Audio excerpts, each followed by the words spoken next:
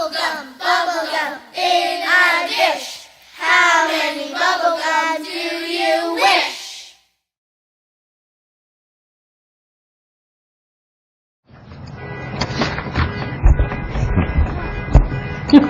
Good evening. Turn that on just for you. Oh, that's special. Good evening. My name is Denise Valdez.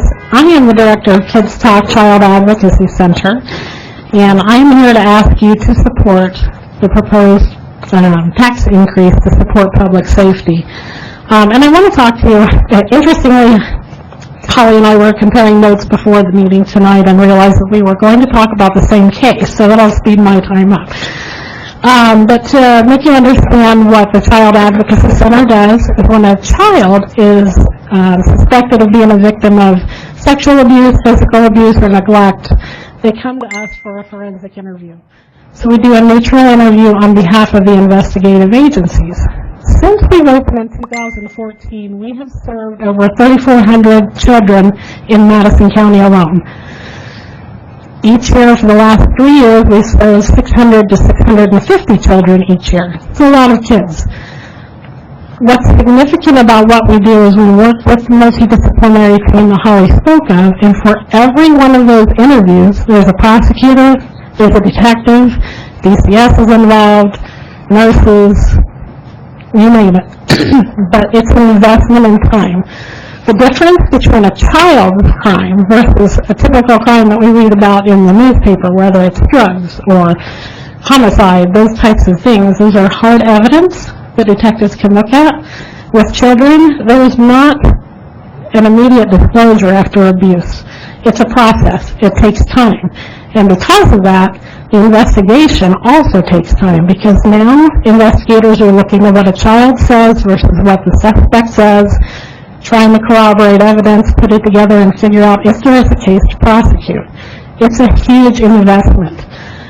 So I am asking you to support this. And as an example, Holly explained to you about the child, this recent case, but I want to explain to you what this took.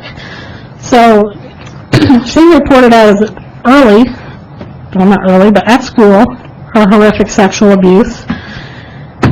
She went through a forensic interview involving all these agencies. She endured the safety but the heartbreak of foster care. And through that, the juvenile courts were tied up in multiple hearings in determining what was best for this girl. Where should she be placed? Should she be returned to the home? That tied up the juvenile courts. She waited 2.5 years for her trial. And during that time, countless hours were spent by detectives investigating this case while the suspect sat in the Madison County Jail, again, using up county resources. A public defender was assigned to this case, and I can attest anecdotally that a great majority of the cases that come out of our agency are assigned to public defenders, and I'm certain they could use the resources as well. During that 2.5 years, as we spoke about before, the prosecutor's office are losing prosecutors, and the case was given to different prosecutors over 2.5 years before it ever got to trial. So there wasn't one specific person who could be heavily invested in that case, although they did a fantastic job working on the case. But unfortunately, the girl did not get her justice. This is one child out of 3,400. About half of the kids we see disclose abuse. Please consider investing money in our public safety. We really need the support of the council for this. You know, I ask you to think about that child and think about, what if it was your child? What if it was your grandchild? Would you want the resources to be there to fully support them, to get them their justice, to get them the support they need? I ask you to please consider this. Thank you. Thank you very much. Next.